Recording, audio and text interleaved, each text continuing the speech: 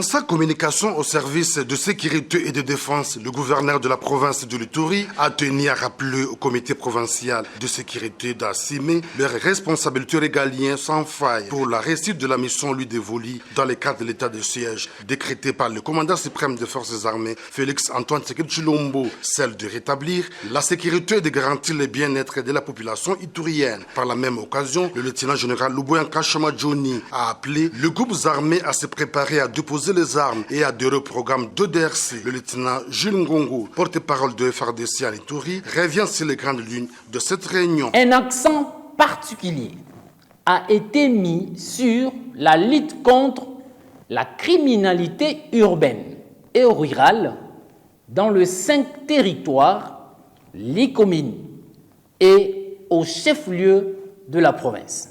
Sous la coordination du lieutenant-général Luboya Nkashama Johnny, appelle les groupes armés à se préparer à déposer les armes. Signalons qu'au cours de cette réunion, l'état de lieu de la province a été présenté tour à tour par les différents services de défense et de sécurité de la justice militaire et civile, ainsi que les maires de la ville de Bunia, dont la situation générale demeure sous contrôle des forces armées.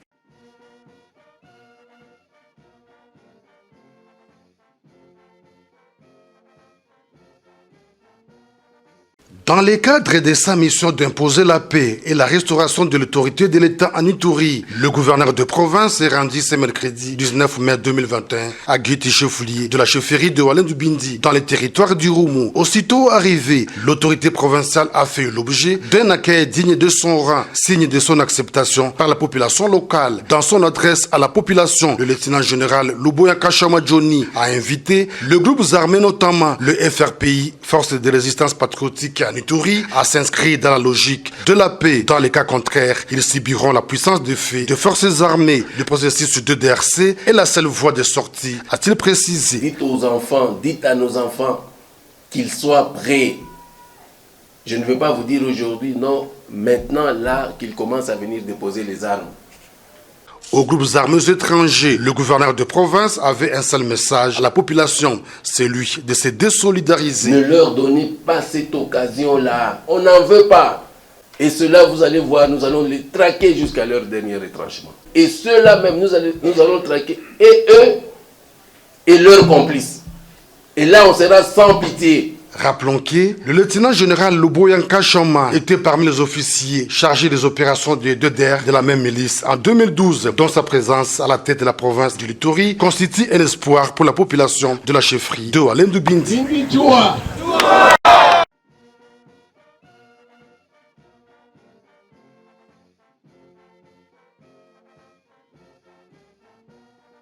C'est une route d'intérêt national, la RN27, qui relie Bunia à l'Ouganda en passant par les territoires de Djougou et Mahagi, route qui mène également vers le Soudan du Sud via les postes frontaliers de Kengezi Base. Après les opérations de nettoyage menées par ces troupes, le gouverneur de l'Ituri, le lieutenant-général Johnny Luboya Nkashama et son adjoint, le commissaire divisionnaire Alonga Boni Benjamin, sont allés rassurer la population et constater des visus la reprise effective du trafic sur cet axe routier coupé autrefois et à plusieurs reprises par des groupes armés, sémant ainsi la terreur et la désolation parmi la population. Cette route sert de voie de ravitaillement en produits de première nécessité vers les centres de consommation. Au centre de négoce de Iga Barrière, le gouverneur de l'Ituri et commandant des opérations, le lieutenant-général Johnny Luboya, a pris langue avec la population venue lui soumettre ses doléances axées essentiellement sur la multiplicité des taxes et les tracasseries auxquelles elle fait face sur ce tronçon. Nous saluons le travail des FARDC et de la police. Ils ont en tout cas libéré ce tronçon.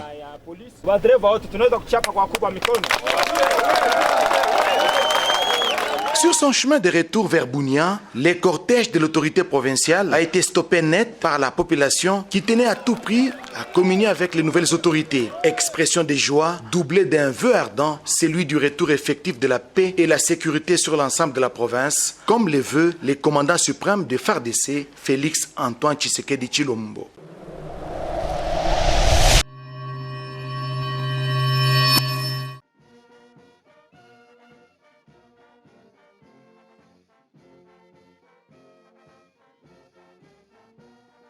Alerté par la population de Massissi pour l'éboulement qui a causé la coupure en deux de la route nationale numéro 4 entre la cité de Louchébéré et Massissi Centre, le lieutenant-général Kongba Constant, gouverneur militaire de la province du Nord Kivu, s'est rendu en personne sur les lieux ce samedi 15 mai afin d'évaluer les dégâts et apporter les premières solutions. C'est sous une forte pluie qu'il arrive à Massissi, où l'administrateur du territoire et la population attendaient depuis longtemps pour communier avec les nouveaux représentants du chef de l'État et commandant suprême des forces armées de la République démocratique du Congo, son excellence Félix-Antoine Tshisekedi Tshilombo en province du Nord Kivu. L'accueil est chaleureux et accompagné des chants. Mais cependant, le constat est amer et nécessite une solution palliative. Prenant la parole pour la circonstance, il rassure la population de Massissi en ces termes. Nous sommes alertés par l'administrateur du territoire qu'il y a eu éboulement, empêchant tous les véhicules en provenance de Massissi pour Goma. Et aussi les véhicules de Goma vers Massissi ne pouvaient pas passer. Nous osons croire que si cette situation perdure, il y aura le flambé de prix à Goma. Raison pour laquelle nous sommes intervenus rapidement pour qu'on voit d'abord comment frayer un chemin pour faire passer d'abord les véhicules. Par après, je vais solliciter Foner qui viendra terminer les grands travaux. Cette route est très importante pour nous. Faisons suite de la conduite des opérations que nous allons bientôt lancer ici sur place. À Massissi, le lieutenant-général Dima Kongba Constant n'est pas allé seulement avec sa casquette d'administrateur de province, mais aussi en qualité du chef qui a la conduite des opérations en main, d'où ce message fort lancé à l'endroit des groupes armés. Nous avons lancé un appel à nos frères porteurs d'armes et aussi aux groupes armés étrangers. Nos frères qui portent les armes aujourd'hui nationaux, s'ils sont patriotes, ils vont déposer d'eux-mêmes les armes afin que nous construisons ensemble la paix. Mais ceux qui seront réductibles, nous allons les pourchasser parce que c'est une imposition de la paix. Nous allons les pourchasser jusqu'à leur dernier retranchement. Signalons que dans cette mission, les gouverneurs de province étaient accompagnés de son adjoint et de plusieurs officiers, parmi lesquels le commandant de la 34e région militaire sortant et celui de Sokola 2.